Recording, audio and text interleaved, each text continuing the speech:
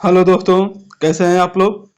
आशा है कि आप लोग बिहार एसएससी की तैयारी में लगे होंगे और डेली एक्सरसाइज का प्रैक्टिस कर रहे होंगे। आज हमारे चैनल पे एडिटोरिया के बुक से ये बिहार एसएससी का टेट सीरीज 7 का डिस्कशन किया जाएगा। इससे पहले हमारे चैनल पे प्लेटफॉर्म के बुक से टेट सीरीज का डिस्कशन कराया गया है। तो जो पहले का वीडियो नहीं देखे हैं प्लेटफॉर्म के बुक से वो जाके देखिए। प्लेटफॉर्म के बुक में जो वॉल्यूम 1 में टोटल 24 टेट सीरीज था, ये टोटल जो 24 टेट सीरीज था इसका डिस्कशन कराया जा चुका है। और वॉल्यूम 2 में वॉल्यूम प्लेटफॉर्म के बुक से वॉल्यूम 2 से भी 8 टेट सीरीज तक का डिस्कशन हो गया है। तो जाके पहले का जो वीडियो नहीं देखे हैं जाके देखिए। चैनल को लाइक करिए, सब्सक्राइब करिए और दोस्तों के बीच में शेयर करिए। और आप लोग पूरा वीडियो जरूर देखिए। हर एक वीडियो के साथ कुछ एक्स्ट्रा फैक्ट बताया जा रहा है जिससे आप लोग को कुछ ना कुछ जरूर फायदा होगा। ये एडिटोरिया का आज हम लोग टेट सीरीज 7 का डिस्कशन करेंगे। इससे पहले हम लोग 6 टेट सीरीज तक का डिस्कशन कर चुके हैं। तो जो पहले का क्वेश्चन नहीं देखे हैं या पहले का वीडियो नहीं देखे हैं वो जाके देखिए। चैनल को लाइक करिए, वीडियो को सब्सक्राइब करिए और दोस्तों के बीच में शेयर करिए। और आप लोग एक टेट सीरीज जरूर दीजिए। इससे क्या रहेगा कि आपको बार बार रिवीजन होते रहेगा। हम बार बार बोलते हैं कि किसी भी एग्जाम का पढ़ाई कम करिए, लेकिन आप लोग एक टेट सीरीज जरूर दीजिए। और आप लोग कमेंट करिए कि आरआरबी एलपी के लिए आप लोग कौन से बुक से प्रैक्टिस सेट करना देना चाहते हैं, उसका आप लोग प्रैक्टिस सेट जरूर मारिए। और आप लोग बुक का कमेंट करिए, उस बुक का एक प्रैक्टिस सेट जरूर कराया जाएगा। तो चलिए हम लोग आज टेट सीरीज 7 का डिस्कशन करते हैं। और आप लोग वीडियो को जरूर लाइक करिए और चैनल को सब्सक्राइब करिए और दोस्तों के बीच में शेयर करिए। चलिए हम लोग आज का क्वेश्चन देखते हैं। क्वेश्चन नंबर 1, निम्न में से कौन कपड़े धोने के साबुन में फिलर के रूप में काम नहीं आता है। तो कपड़े के धोने वाले साबुन में फिलर के रूप में कौन काम नहीं आता है, तो ग्लिसरॉल नहीं आता है। ऑप्शन नंबर ए। अच्छा, सोडियम सिलिकेट आता है, सोडियम कार्बोनेट आता है और बोरेक्स आता है। अच्छा, ग्लिसरॉल या जो ग्लिसरीन है ये क्या है, एक कार्बनिक यौगिक है जो तेल और वसा में पाया जाता है। ये कहाँ पाया जाता है, तो ये तेल और वसा में पाया जाता है। और इसका उपयोग जो है ये कॉस्मेटिक में होता है, न कि कपड़े धोने और फिलर के रूप में होता है। नेक्स्ट क्वेश्चन हम लोग देखते हैं। क्वेश्चन नंबर 2, निम्नलिखित में से कौन सा जीवाणु विनाइट्रीकरण की प्रक्रिया में भाग लेते हैं। तो विनाइट्रीकरण की प्रक्रिया में कौन से जीवाणु भाग लेते हैं, तो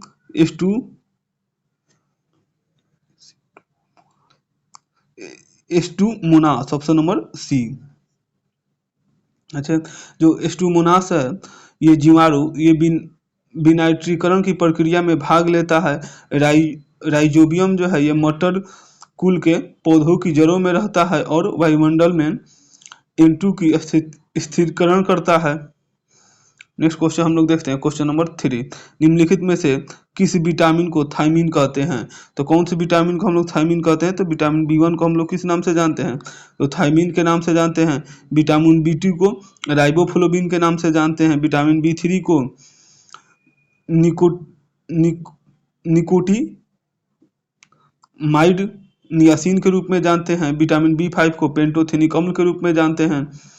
विटामिन B7 को बायोटीन के रूप में जानते हैं। विटामिन B6 को पायरिडॉक्सिन के रूप में जानते हैं। विटामिन B9 को फोलिक अम्ल के रूप में जानते हैं और विटामिन B12 को साइनेकोबाल्मिन के रूप में जानते हैं। चलिए नेक्स्ट क्वेश्चन हम लोग देखते हैं। क्वेश्चन नंबर 4, दाढ़ी बनाने का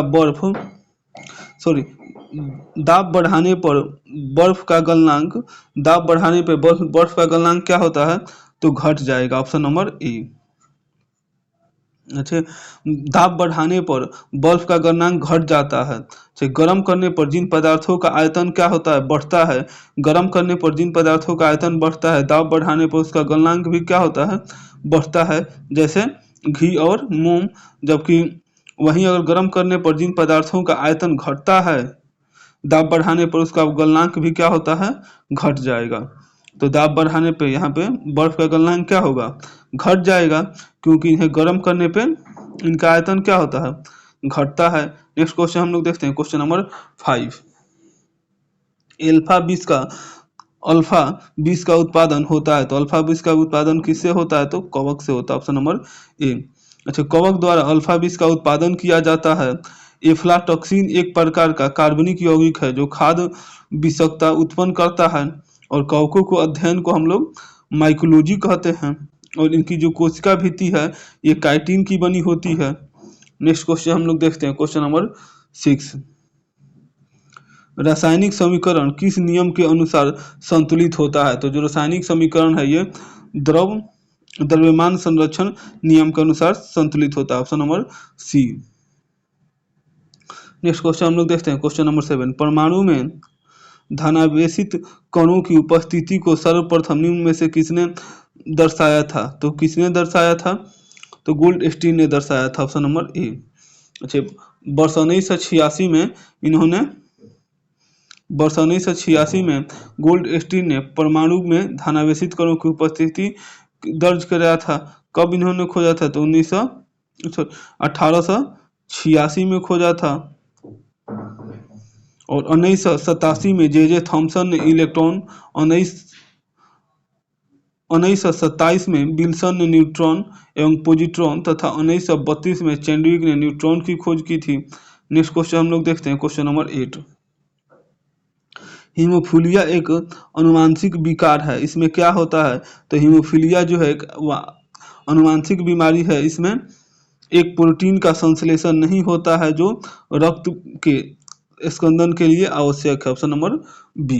अच्छा, रुधिर जमने की प्रक्रिया में कई प्रोटीन भाग लेते हैं जिसकी कमी के कारण चोट लगने पर रुधिर लगातार बहता रहता है, और हीमोफीलिया रोग में एक प्रोटीन का संश्लेषण नहीं होता है जो रक्त स्कंदन के लिए क्या है? आवश्यक है। नेक्स्ट क्वेश्चन हम लोग देखते हैं, क्वेश्चन नंबर 9 नंबर क्वेश्चन है, निम्नलिखित युगों में से कौन सा सही सम्मिलित नहीं है? रोग और औषधि। मलेरिया के लिए किसका प्रयोग किया जाता है? तो मलेरिया के लिए सिनेरियम का प्रयोग किया जाता है, सही है। कैंसर के लिए नेक्सवार का प्रयोग किया जाता है, सही है। पोलियो के लिए ओपीवी का प्रयोग किया जाता है, यही क्या है? गलत है। पोलियो के लिए ओरल पोलियो वैक्सीन है ये। ओपीवी क्या है? ओरल पोलियो वैक्सीन, इसका उपयोग नहीं किया जाता है, जबकि पोलियो की वैक्सीन है, न कि दवा है।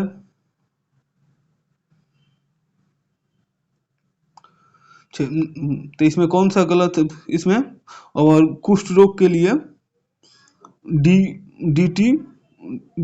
DOTC का उपयोग किया जाता है, तो इसमें से सही का चयन करना है। तो इसमें कौन सा हो जाएगा? तो ऑप्शन नंबर सी 4। ये 4 नंबर ही क्या है? इसमें गलत है।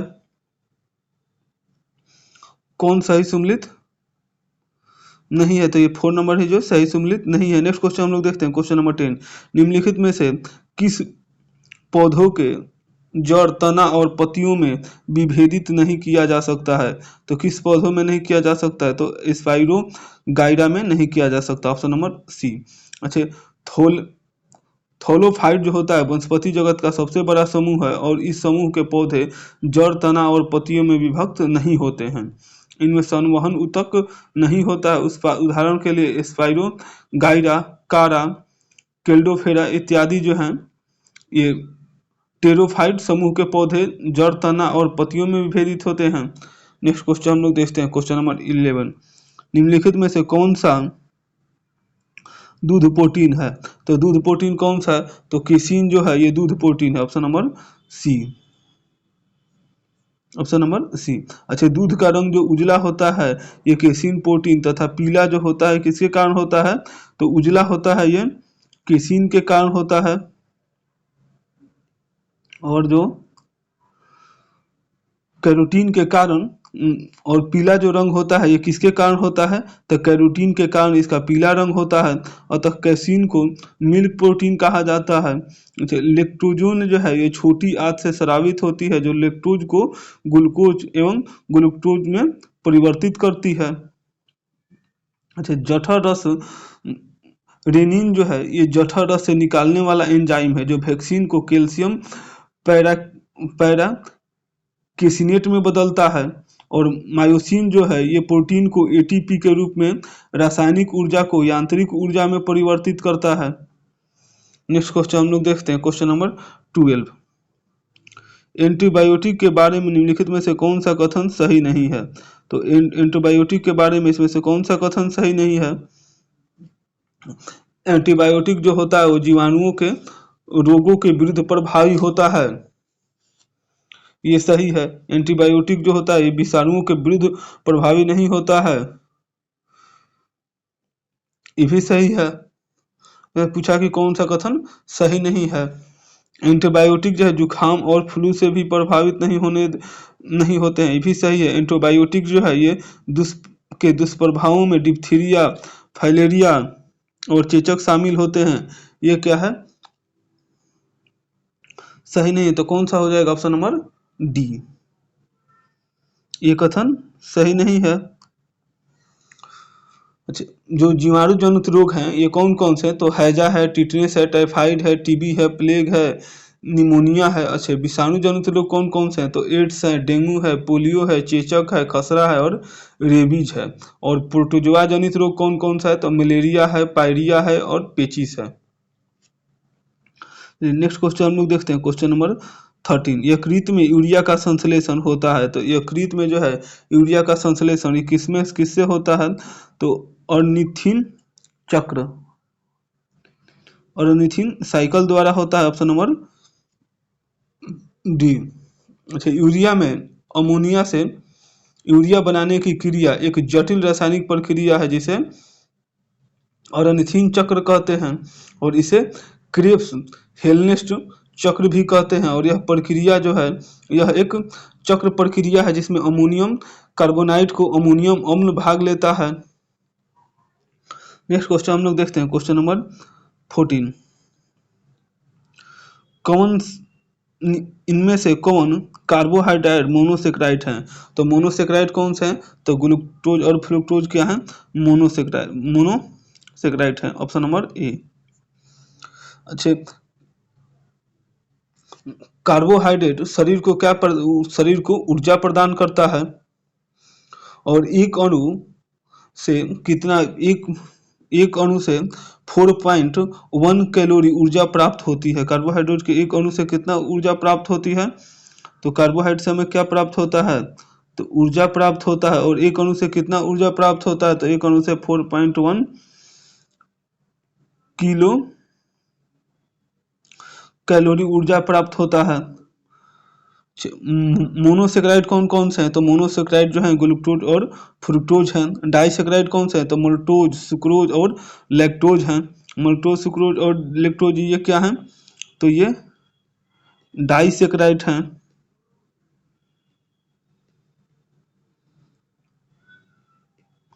अच्छा, पॉलीसेक्राइड कौन से हैं? तो स्टार्च, ग्लाइकोजोन और सेलुलोज ये क्या है? तो पॉलीसेक्राइड हैं। नेक्स्ट क्वेश्चन हम लोग देखते हैं, क्वेश्चन नंबर 15। यदि किसी गेंद को ऊर्ध्वाधर रूप से ऊपर फेंका जाता है तो गुरुत्वीय त्वरण किस दिशा की ओर आरोपित होती है? तो गुरुत्वीय त्वरण है ये गेंद के विपरीत दिशा की ओर आरोपित होती है, ऑप्शन नंबर ए। अच्छा, पृथ्वी जो है प्रत्येक वस्तु पर आकर्षण बल लगाती है जिसकी दिशा पृथ्वी के केंद्र की तरफ होती है। अतः किसी गेंद को ऊर्ध्वाधर रूप से ऊपर फेंका जाता है तो गुरुत्वीय त्वरण गेंद की गति की विपरीत दिशा में लगेगा, और परिणाम स्वरूप क्या होता है? तो महत्तम ऊंचाई पर वेग का मान 0 हो जाता है। नेक्स्ट क्वेश्चन हम लोग देखते हैं, क्वेश्चन नंबर 16। रासायनिक रूप से जल है, तो रासायनिक रूप से जल क्या है? तो एक ऑक्साइड है, ऑप्शन नंबर बी। जल जो है ये रंगहीन है, गंधहीन और स्वादहीन होता है। जल जो है ठोस, द्रव और गैस ये तीनों अवस्था में पाया जाता है। जल जो है ये तीनों अवस्था में पाया जाता है, ठोस, द्रव और गैस। नेक्स्ट क्वेश्चन हम लोग देखते हैं, क्वेश्चन नंबर 17। गति के दूसरे नियम के अनुसार किसी दिए हुए बल के लिए उत्पन्न त्वरण व्युत्क्रमानुपाती होता है। तो उत्पन्न त्वरण जो है ये किसके व्युत्क्रमानुपाती होता है? तो ये द्रव्यमान के व्युत्क्रमानुपाती होता है। A is inversely proportional to mass. यहाँ से हम लोग जानते हैं कि फोर्स क्या होता है? Force is equal to mass into acceleration. और यहाँ पे दिया हुआ है कि नियम के अनुसार किसी दिए हुए बल के लिए, तो दिए हुए ये बल के लिए घनत्व तो क्या होगा, जो द्रव्यमान होता है किसका होगा, तो एक्सीलरेशन का इन्वर्सली प्रोपोर्शनल होगा। तो कौन सा हो जाएगा, ऑप्शन नंबर डी, वस्तु के द्रव्यमान का option number D. Next question हम लोग देखते हैं, क्वेश्चन नंबर 18। अनुप्रस्थ तरंगे क्या है, तो अनुप्रस्थ तरंगे जो हैं ये इनके तरंगों में माध्यम के कण तरंग के संचरण की दिशा के लंबवत दिशा में कंपन करते हैं, ऑप्शन नंबर ए। अच्छा, अनुप्रस्थ तरंगों की विशेषता क्या होती है, तो माध्यम के कण जो होते हैं ये तरंग संचरण की दिशा के लंबवत होते हैं, यह जो होते हैं सिरंग और गर्त के रूप में आगे बढ़ते हैं, और इस तरंग के संचरण के लिए माध्यम में दृढ़ता का गुण होना चाहिए। नेक्स्ट क्वेश्चन हम लोग देखते हैं, क्वेश्चन नंबर 19। वायु में सल्फर डाइऑक्साइड द्वारा प्रदूषण का सूचक है, तो वायु में जो है सल्फर डाइऑक्साइड द्वारा प्रदूषण का सूचक क्या होता है, तो लाइकेन होता है, ऑप्शन नंबर ए।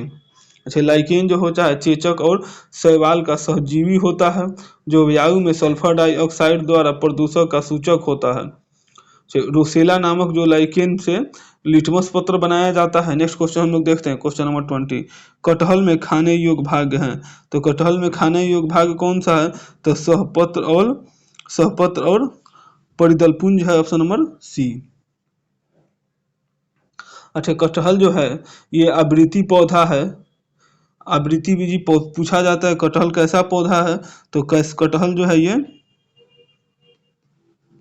आवृत्ति, ये भी बहुत क्वेश्चन पूछा जाता है, कटहल कैसा पौधा है, तो कटहल जो है ये आवृत्ति बीजी पौधा है, जिसका वैज्ञानिक नाम अरोटोकार्पस है, और इनमें खाने योग्य भाग जो है सहपत्र और परिदलपुंज है। नेक्स्ट क्वेश्चन हम लोग देखते हैं, क्वेश्चन नंबर 21। निम्नलिखित में से कौन सा विद्युत चुंबकीय तरंगों का गुण नहीं है, तो विद्युत चुंबकीय तरंगों का गुण कौन सा नहीं है, तो विद्युत चुंबकीय तरंग जो है ये व्यक्तीकरण तथा विवर्तन नहीं दिखाती है, ऑप्शन नंबर ए। अच्छा, यदि किसी आवेश को विद्युत क्षेत्र एवं चुंबकीय क्षेत्र के लंबवत दोलन कराते हैं तो एक तरंग उत्पन्न होती है, जिसे विद्युत चुंबकीय तरंग कहते हैं। जैसे उदाहरण के लिए अल्फा हुआ, एक्सरे किरण हुआ, अल्ट्रावायलेट किरणें हुआ, दृश्य और रक्त माइक्रो एवं दीर्घ तरंगे हैं। नेक्स्ट क्वेश्चन हम लोग देखते हैं, क्वेश्चन नंबर 22। रासायनिक प्रयोगशाला में उपयोग में लाए जाने वाला लिटमस पत्र प्राप्त होता है, तो लिटमस पत्र किससे प्राप्त होता है, तो लाइकेन से प्राप्त होता है, ऑप्शन नंबर बी। अच्छा,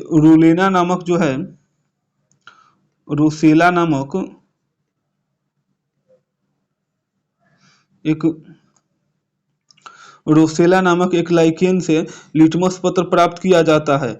नीला लिटमस पत्र अम्ल की उपस्थिति में लाल रंग में तथा लाल लिटमस पत्र क्षार की उपस्थिति में नीला रंग में बदल जाता है। नेक्स्ट क्वेश्चन हम लोग देखते हैं, क्वेश्चन नंबर 23।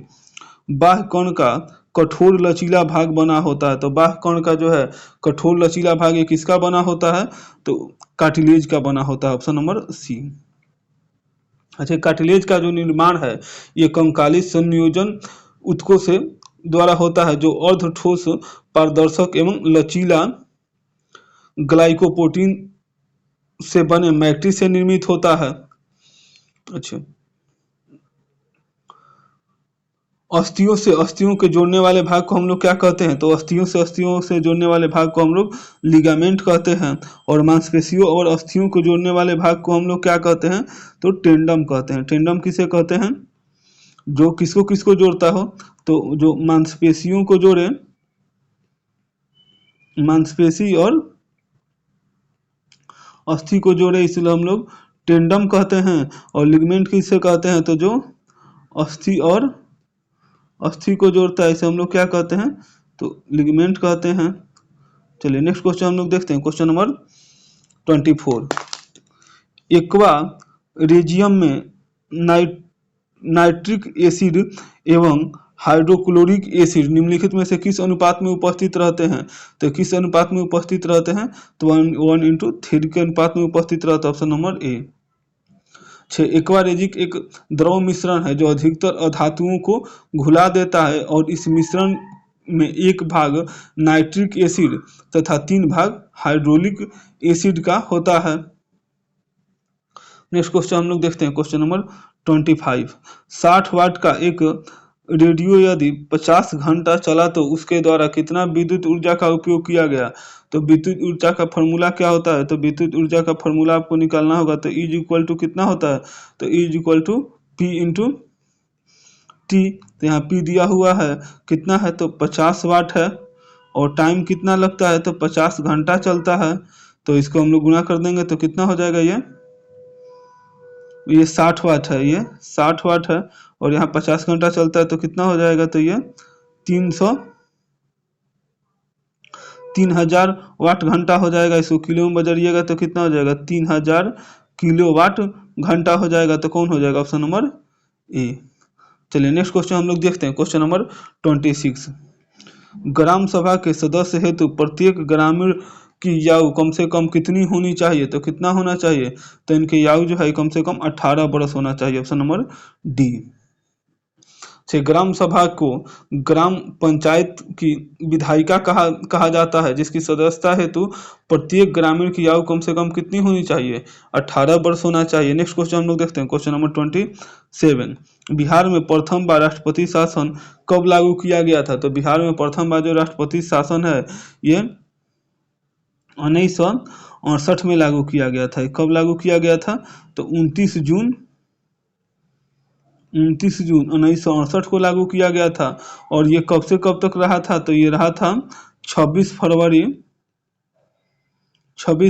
1969 तक रहा था। अच्छा, और इस समय बिहार में सबसे जो अंतिम बार राष्ट्रपति शासन कब लागू हुआ था, तो सबसे अंतिम बार जो राष्ट्रपति शासन लागू हुआ था ये मार्च 2005 में लागू हुआ था। नेक्स्ट क्वेश्चन हम लोग देखते हैं, क्वेश्चन नंबर 28। आपातकाल का संबंध संविधान के किस भाग से है। तो आपातकाल का जो उपबंध है ये संविधान के 18वीं अनुसूची से है, ऑप्शन नंबर डी। अच्छा, 18वीं अनुसूची भाग 18 में दिया गया है, और कितना नंबर अनुच्छेद में दिया गया है, तो अनुच्छेद 352 से 360 तक किसके बारे में दिया गया है, तो आपात उपबंध के बारे में दिया गया है। नेक्स्ट क्वेश्चन हम लोग देखते हैं, क्वेश्चन नंबर 29। निम्नलिखित में से कौन सा युग्म सही सुमेलित नहीं है। तो इसमें कौन सही सुमेलित नहीं है, अनुच्छेद 39A समान न्याय एवं निःशुल्क विधिक सहायता, ये सही है। अनुच्छेद 29 अल्पसंख्यक वर्गों के हितों का संरक्षण, ये भी सही है। अनुच्छेद 44 नागरिकों के लिए एक समान सिविल संहिता, ये भी सही है। और अनुच्छेद 50 अंतर्राष्ट्रीय शांति एवं सुरक्षा की अभिवृत्ति, ये क्या है, गलत है। अनुच्छेद जो 50 है इसमें पूछा है कि कौन सा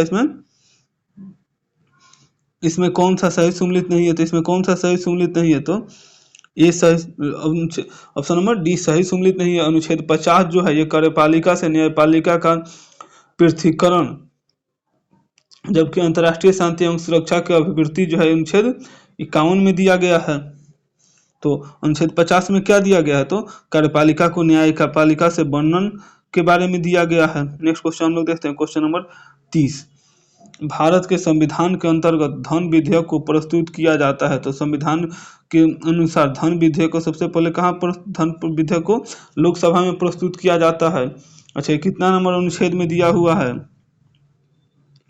तो अनुच्छेद जो है 109 के अनुच्छेद 109 के 1 में कहा गया है कि धन विधेयक राज्यसभा में पुनः स्थापित नहीं किया जाएगा, अतः धन विधेयक केवल लोकसभा में ही प्रस्तुत किया जाता है।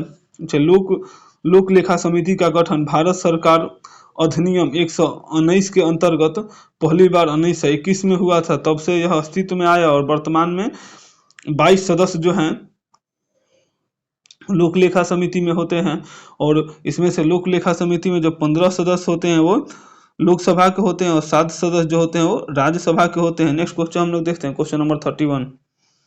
लोक लेखा समिति अपनी रिपोर्ट किसे सौंपती है? तो लोक लेखा समिति है ये अपनी रिपोर्ट जो है ये लोकसभा अध्यक्ष को सौंपती है। Option number D. अच्छा, लोक लेखा समिति द्वारा अपनी रिपोर्ट जो है लोकसभा अध्यक्ष को प्रस्तुत किया जाता है। नेक्स्ट क्वेश्चन हम लोग देखते हैं, क्वेश्चन नंबर 32। निम्नलिखित में से किसने और किन्होंने राष्ट्रपति नियुक्त होने से पूर्व उपराष्ट्रपति के पद धारण नहीं किया था? तो कौन नहीं किए थे इसमें? तो नीलम संजीव रेड्डी ने नहीं किए थे। Option number A. Neelam Sanjiva Reddy ही ऐसे राष्ट्रपति रहे जिन्होंने उपराष्ट्रपति का पद पर कार्य नहीं किया था। भैरव सिंह शेखावत उपराष्ट्रपति तो थे पर राष्ट्रपति नहीं बन पाए थे। नेक्स्ट क्वेश्चन हम लोग देखते हैं, क्वेश्चन नंबर 33। मौलिक अधिकारों एवं अल्पसंख्यक हेतु संविधान सभा द्वारा गठित समिति के अध्यक्ष है। तो संविधान सभा द्वारा गठित समिति का अध्यक्ष कौन से? तो सरदार वल्लभ भाई पटेल थे। Option number D.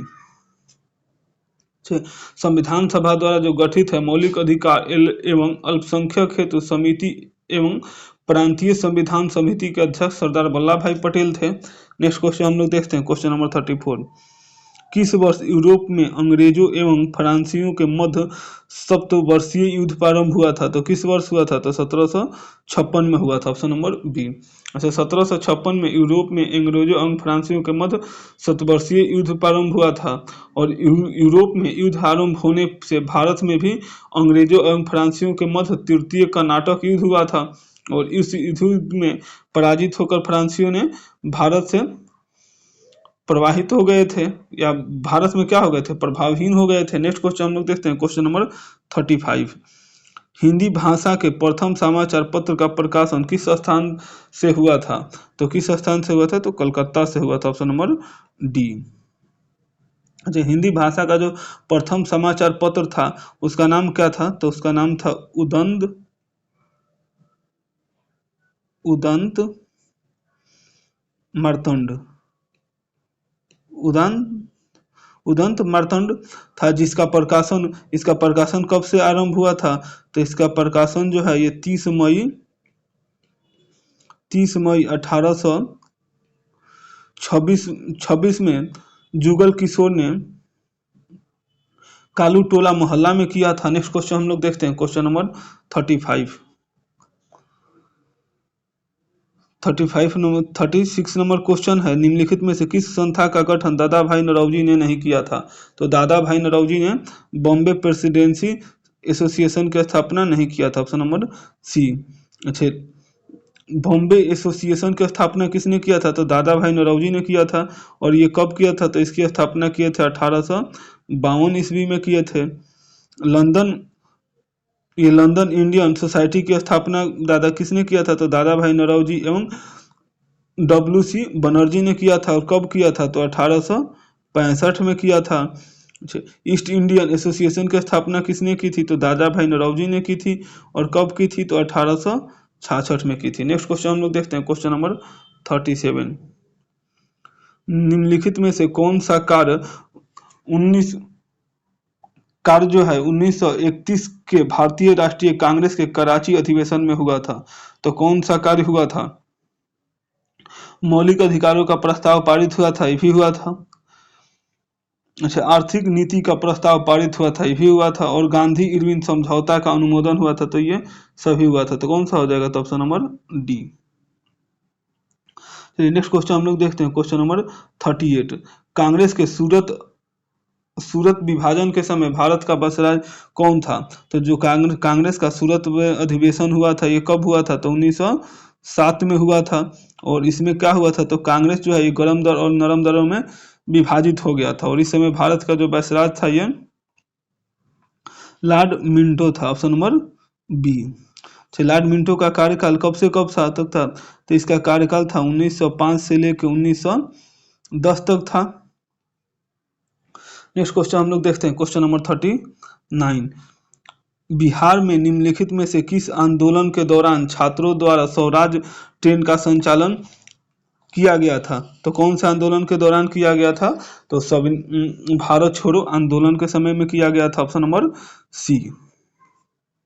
जे भारत छोड़ो आंदोलन के दौरान बिहार में एक विशेष घटना घटित हुई थी। यहाँ के छात्रों द्वारा क्या किया गया था, कुछ रेलगाड़ियों पर कब्जा कर लिया था और इसका प्रयोग आंदोलन के प्रचार प्रसार के लिए किया जाता था।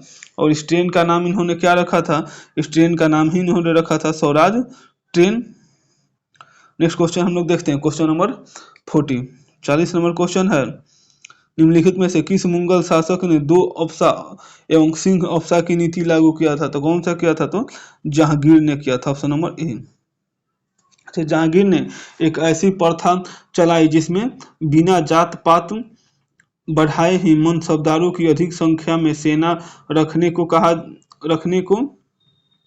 कहा जाता था और इस नीति को दो अफसा एवं सिंह अफसा नीति कहा जाता है। इस तरह मनसबदारों की सैन्य संख्या बढ़ जाती थी। सर्वप्रथम यह जो पद है ये महाबत खां को दिया गया था। अच्छा, मुगल शासकों में सर्वप्रथम जहांगीर ने ही राजा की आकृति युक्त सिक्के जारी किए थे। नेक्स्ट क्वेश्चन हम लोग देखते हैं, क्वेश्चन नंबर 41, सतनामी विद्रोह किस मुगल शासक के समय में हुआ था? तो सतनामी विद्रोह है ये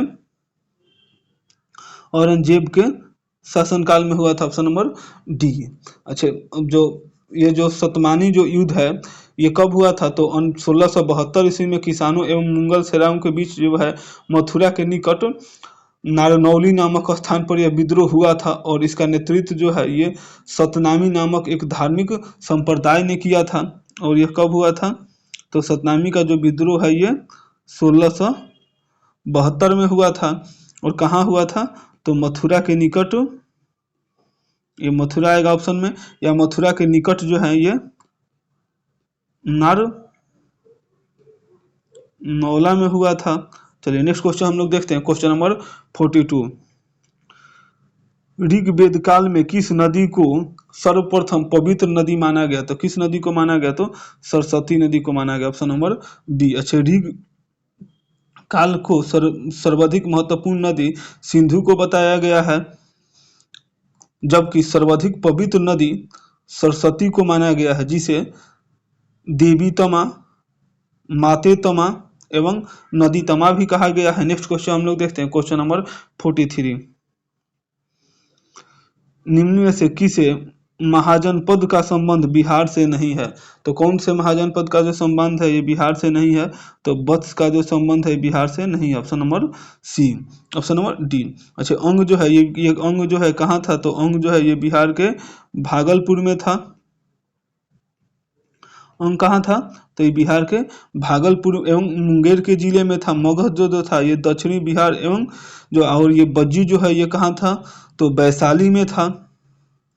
और ये जो आपका वत्स जो है ये कहाँ था? ये वत्स महाजनपद है ये कौशाम्बी उत्तर प्रदेश में था। नेक्स्ट क्वेश्चन हम लोग देखते हैं, क्वेश्चन नंबर 44, निम्नलिखित में से किस शासक ने पाटलिपुत्रा पर आक्रमण कर वहां से बुद्ध का भिक्षापत्र एवं अनोखा कुक्टुक अपने साथ ले आया था? तो कौन लाया था? तो कनिष्क ने लाया था, ऑप्शन नंबर डी।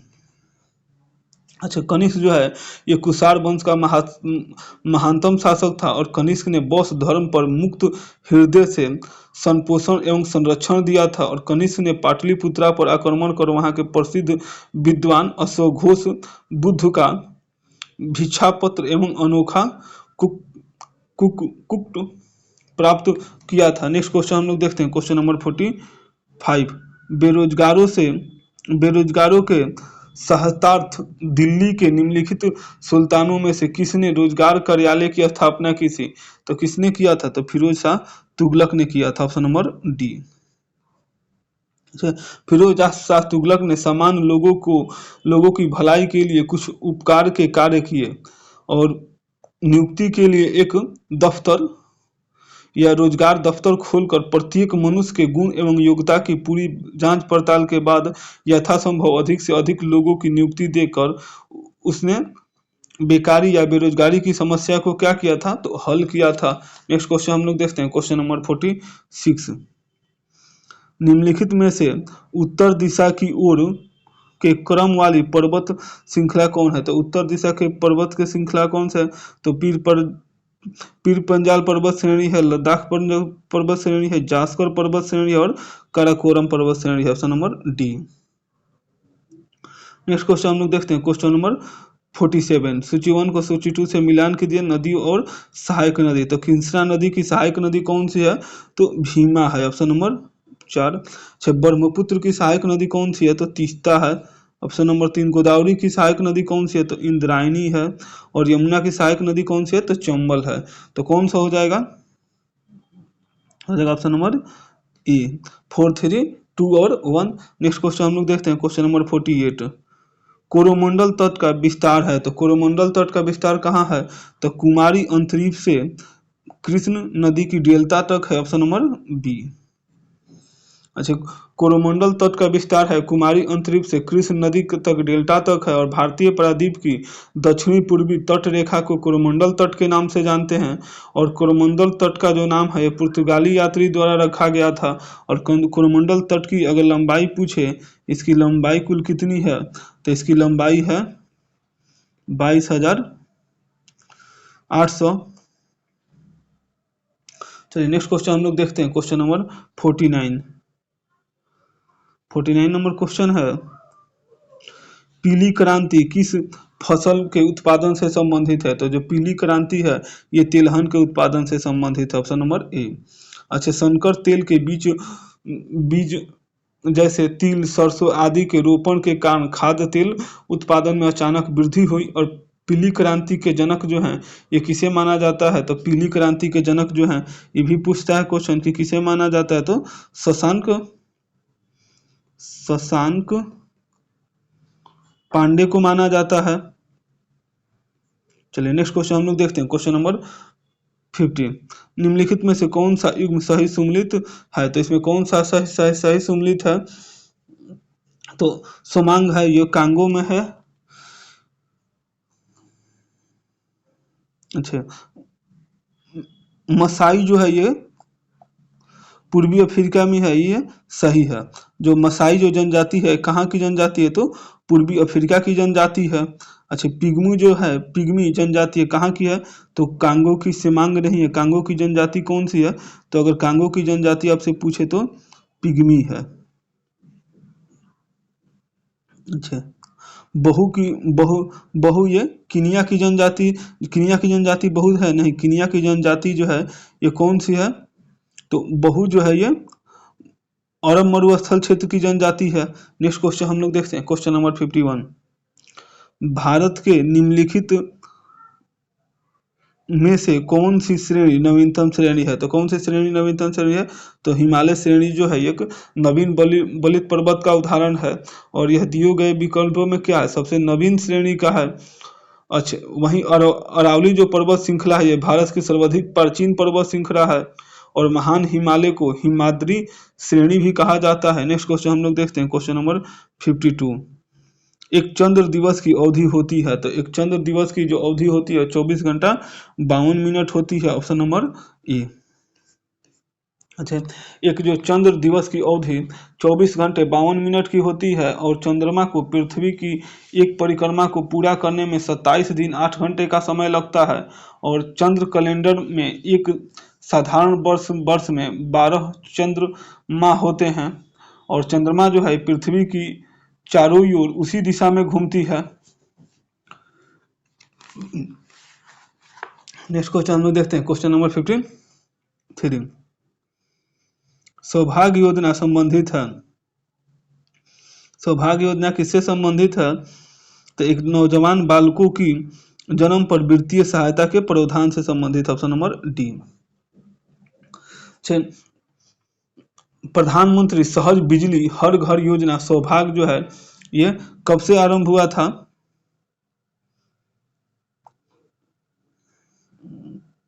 सौभाग्य योजना किससे संबंधित है? तो सौभाग्य योजना जो एक नौजवान बालक के जन्मदिन पर वित्तीय सहायता से संबंधित है। ये क्या है? ये गलत है। इसमें कौन सा होगा इसका आंसर? तो सौभाग्य योजना है ये गरीबी रेखा के नीचे वाले परिवारों को मुफ्त बिजली के से प्रावधान है। और प्रधानमंत्री सहज बिजली हर घर योजना जो है ये 25 सितंबर 2017 को नरेंद्र मोदी के द्वारा लॉन्च किया गया था। ये सौभाग्य योजना कब लॉन्च किया गया था? तो सौभाग्य योजना कोई पूछे तो ये 25 सितंबर 2017 को लॉन्च किया गया था। और इस योजना के तहत ग्रामीण क्षेत्रों के सभी परिवारों में एपीएल और बीपीएल और शहरी क्षेत्रों के बीपीएल परिवारों को मुफ्त बिजली कनेक्शन दिया जाएगा। नेक्स्ट क्वेश्चन हम लोग देखते हैं, क्वेश्चन नंबर 54। अटल नव परिवर्तन या इनोवेशन मिशन किसके अधीन स्थापित किया गया है? तो किसके अधीन स्थापित किया गया? तो नीति आयोग के अधीन स्थापित किया गया, ऑप्शन नंबर सी। अच्छा, अटल नव परिवर्तन मिशन संघीय बजट 2015 में की गई घोषणा के अनुरूप नीति आयोग के अधीन स्थापित किया गया। और इसका उद्देश्य जो है, ये देश भर के स्कूल और विश्वविद्यालय, अनुसंधान संस्थाओं और एमएसआईएमआई क्षेत्र तथा औद्योगिक संचरों पर नौसंचार को बढ़ावा देने एवं बेहतर पर्यावरण बनाना है। नेक्स्ट क्वेश्चन हम लोग देखते हैं, क्वेश्चन नंबर 55। निम्नलिखित सूचकांकों में से कौन सा मानव विकास सूचकांक की गणना में शामिल नहीं किया जाता है? तो कौन सा शामिल नहीं किया जाता है? तो सामाजिक असमानता, ऑप्शन नंबर डी। कौन कौन सा सम्मिलित किया जाता है? तो जीवन प्रशंसा, शिक्षा, प्रति व्यक्ति आय। नेक्स्ट क्वेश्चन हम लोग देखते हैं, क्वेश्चन नंबर 56। भारत में सेवा कर की सिफारिश सेवा कर किसकी सिफारिश से लागू हुआ था? तो किसकी सिफारिश से लागू हुआ था? तो राजा जे चिलिया समिति की सिफारिश से लागू हुआ था, ऑप्शन नंबर बी। अच्छा, कर आधार को ज़्यादा जो है विस्तृत करने के लिए राजा चेलिया समिति की संस्तुति पर सेवा कर को वर्ष 1995 से 94 के दौरान केंद्रीय बजट में प्रारंभ किया गया था। और वर्तमान में है जो ये सेवा कर का जो सेवा कर वस्तु एवं सेवा कर में विलय हो गया है। किस में विलय हो गया? तो जीएसटी में विलय हो गया है। नेक्स्ट क्वेश्चन हम लोग देखते हैं, क्वेश्चन नंबर 57। भारत में नाबार्ड बैंक पुनर्वृत्ति उपलब्ध नहीं कराता है। तो नाबार्ड बैंक क्या उपलब्ध नहीं कराता है? तो निर्यात आयात bank, option number C. NABARD या राष्ट्रीय कृषि एवं ग्रामीण विकास बैंक की स्थापना, ये नाबार्ड बैंक की स्थापना अगर पूछे किसी से कब हुआ था, तो इसकी स्थापना जो है ये 1982 ईस्वी में की गई थी। और यह अनुसूची वाणिज्य बैंक को, क्षेत्रीय ग्रामीण बैंक को एवं राज्य भूमि विकास बैंकों आदि को कृषि एवं ग्रामीण विकास हेतु ऋण को पुनर्वर्तनीय करता है। नेक्स्ट क्वेश्चन हम लोग देखते हैं, क्वेश्चन नंबर 58। सबसे अधिक स्थिर पारिस्थितिकी तंत्र कौन सा है? तो महासागर है, ऑप्शन नंबर ए। अच्छा, महासागर जो है पारिस्थितिकी तंत्र सबसे अधिक स्थिर पारिस्थितिकी तंत्र है। और महासागरीय पारिस्थितिकी तंत्र अपनी रासायनिक संरचना के कारण स्थिर होता है। अच्छा, सागरीय जल जो होता है खड़ा होने के साथ ही घुलनशील ऑक्सीजन, प्रकाश एवं तापमान के स्थिर रहने के कारण सबसे स्थिर तंत्र है। नेक्स्ट क्वेश्चन हम लोग देखते हैं, क्वेश्चन नंबर 59। इनमें से कौन सा खाद्य श्रृंखला का निर्माण करता है? तो खाद्य श्रृंखला का निर्माण कौन सा करता है? तो घास, बकरी और आदमी, ऑप्शन नंबर बी। अच्छा, जो खाद्य श्रृंखला का जो सही क्रम है, ये प्राथमिक उत्पादक, प्राथमिक उपभोक्ता, द्वितीय उपभोक्ता और तृतीय उपभोक्ता है। यहाँ क्या घास क्या है? प्राथमिक उत्पादक है। बकरी क्या है? तो प्राथमिक उपभोक्ता है। और आदमी क्या है? तो द्वितीय उपभोक्ता है। नेक्स्ट क्वेश्चन हम लोग देखते हैं, क्वेश्चन नंबर 16। सूची 1 को सूची 2 से मिलान कीजिए। राज्य और राष्ट्रीय उद्यान। अच्छे, उत्तराखंड में कौन सा राष्ट्रीय उद्यान है? तो राजाजी राष्ट्रीय उद्यान कहाँ है? तो उत्तराखंड में है। असम में कौन सा राष्ट्रीय उद्यान है? तो मानस राष्ट्रीय उद्यान कहाँ है? तो असम में है। उड़ीसा में कौन सा राष्ट्रीय उद्यान है? तो सिमलीपाल राष्ट्रीय उद्यान कहाँ है? तो उड़ीसा में है। कर्नाटक में कौन सा राष्ट्रीय उद्यान है? तो बांदीपुर राष्ट्रीय उद्यान कर्नाटक में है। तो 1 का 2 का 4 कौन सा हो जाएगा? Option number B. चलिए नेक्स्ट क्वेश्चन हम लोग देखते हैं, question number 61। Bokaro steel plant की स्थापना किस वर्ष की गई थी? तो बोकारो स्टील प्लांट की स्थापना जो है ये 1964 में की गई। Option number B. अच्छा, बोकारो स्टील प्लांट की जो स्थापना है 1964 में तत्कालीन बिहार राज्य में, जो अब झारखंड में चला गया है, ये किसके सहयोग से किया गया था? तो ये रूस के सहयोग से किया गया था। किसके सहयोग से किया गया था? तो रूस के सहयोग से किया गया था। नेक्स्ट क्वेश्चन हम लोग देखते हैं, क्वेश्चन नंबर 62। किस देश की संसद का नाम फेडरल असेंबली है? तो फेडरल असेंबली किस देश की संसद का नाम है? तो तुर्की के संसद का नाम है। अच्छा, फ्रांस की संसद का नाम क्या है? तो नेशनल असेंबली है। क्या है? तो नेशनल असेंबली है। अच्छा, मिस्र की संसद का नाम क्या है? तो पीपुल असेंबली है। और तुर्की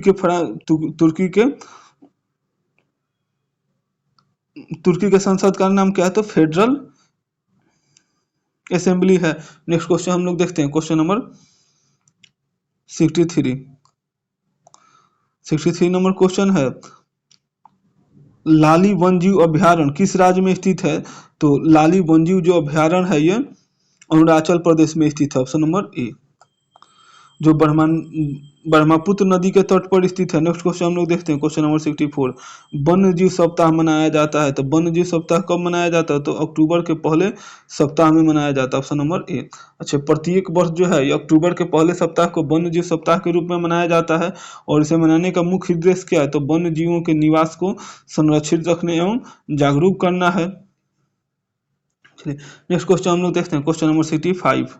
किस राज्य सरकार द्वारा हमर बेटी हमर मान योजना की शुरुआत की गई थी? तो किसके द्वारा की गई थी? तो छत्तीसगढ़ के द्वारा की गई थी। ऑप्शन नंबर ए। अच्छा, महिलाओं को सशक्त बनाने के उद्देश्य से उन्हें कानूनी अधिकार, साइबर अपराध और यौन शोषण आदि के विषयों में जानकारी उपलब्ध कराने के लिए इस योजना की शुरुआत की गई थी। नेक्स्ट क्वेश्चन हम लोग देखते हैं, question number 66। Smoke and Ashish पुस्तक के लेखक कौन है? तो इस पुस्तक के लेखक कौन है? तो अमिताभ घोष है। Option number C. अच्छा, क्रॉस कोड पुस्तक के लेखक कौन है? तो जयदीप मुखर्जी है। As good as my word पुस्तक के लेखक कौन है? तो के एम चंद्रशेखर है। रिफॉर्म नेशन पुस्तक के लेखक कौन है? तो गौतम चिकरमाने हैं। नेक्स्ट क्वेश्चन हम लोग देखते हैं, क्वेश्चन नंबर 67। कोरपाट 2023 सैन्य अभ्यास का आयोजन भारत और किन देशों के मध्य हुआ था? तो भारत और थाईलैंड के मध्य हुआ था। Option number B. अच्छा, भारत और थाईलैंड के मध्य जो है अंडमान सागर में इसका आयोजन किया गया और यह दो देशों का संयुक्त सैन्य अभ्यास है। कोरपेट। चलिए नेक्स्ट क्वेश्चन हम लोग देखते हैं, क्वेश्चन नंबर 68। 68 नंबर क्वेश्चन है,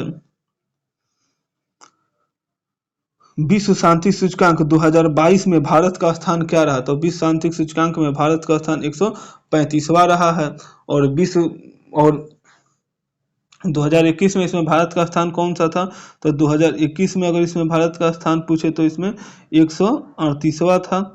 और अभी कितना है 2022 में? तो 135वां है। अच्छा, पहले स्थान पे कौन सा है? तो पहले स्थान पे आइसलैंड है। और अंतिम स्थान पे कौन सा है? तो अफगानिस्तान है। नेक्स्ट क्वेश्चन हम लोग देखते हैं, क्वेश्चन नंबर 69। 22वें विधि आयोग का अध्यक्ष किसे नियुक्त किया गया है?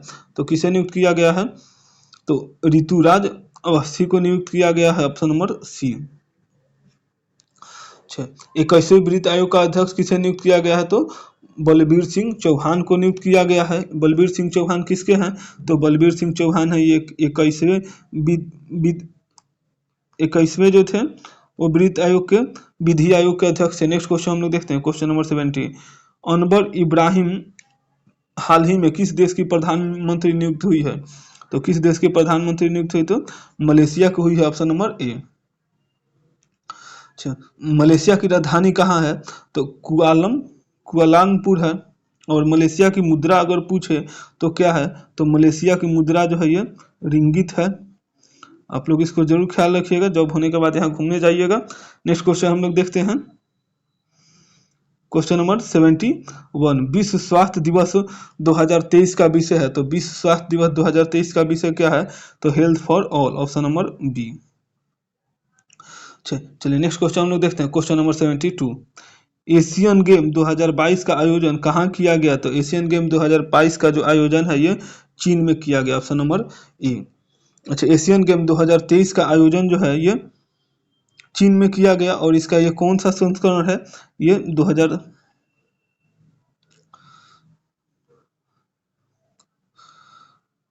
और ये इसका 19वां संस्करण है। कौन सा संस्करण है? तो ये 19वां संस्करण है। नेक्स्ट क्वेश्चन हम लोग देखते हैं, क्वेश्चन नंबर 73। भौतिकी के क्षेत्र में नोबेल पुरस्कार 2023 से किसे सम्मानित किया गया है? तो किसे सम्मानित किया गया है? तो पियरे एगोस्टिन को, फ्रेंकन कास्य को और एनिएल हुलियर को। ऑप्शन नंबर डी, सभी को सम्मानित किया गया है। नेक्स्ट क्वेश्चन हम लोग देखते हैं, क्वेश्चन नंबर 74। अपना इंटरनेट सेवा शुरू करने वाला भारत का पहला राज्य कौन बना? तो अपना इंटरनेट सेवा शुरू करने वाला भारत का पहला राज्य केरल बना। इन्होंने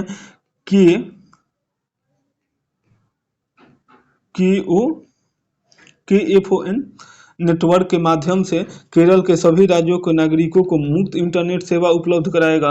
नेक्स्ट क्वेश्चन हम लोग देखते हैं, क्वेश्चन नंबर 75।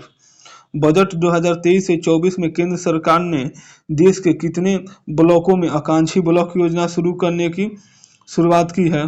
तो कितने में शुरू की है? तो 500 ब्लॉकों में की है। Option number D. अच्छा, जो आकांक्षी जिला कार्यक्रम की सफलता को देखते हुए इन्होंने आकांक्षी ब्लॉक योजना की शुरुआत की है, जो अभी 500 ब्लॉकों में शुरुआत किया जाएगा। तो 75 क्वेश्चन का श्रृंखला यहीं पे समाप्त होता है। वीडियो अच्छा लगे तो लाइक करिए, चैनल को सब्सक्राइब करिए और दोस्तों के बीच में शेयर करिए। और आप लोग कमेंट जरूर करिए कि आरआरबी का एग्जाम के लिए, आरआरबी जो एलपी का एग्जाम आया है, इसको कौन से बुक से प्रैक्टिस करना चाहते हैं, इसका प्रैक्टिस कराया जाएगा। चलिए, 75 क्वेश्चन का श्रृंखला यहीं पर समाप्त होता है। Thank you for watching video. Please like and subscribe. Thank you.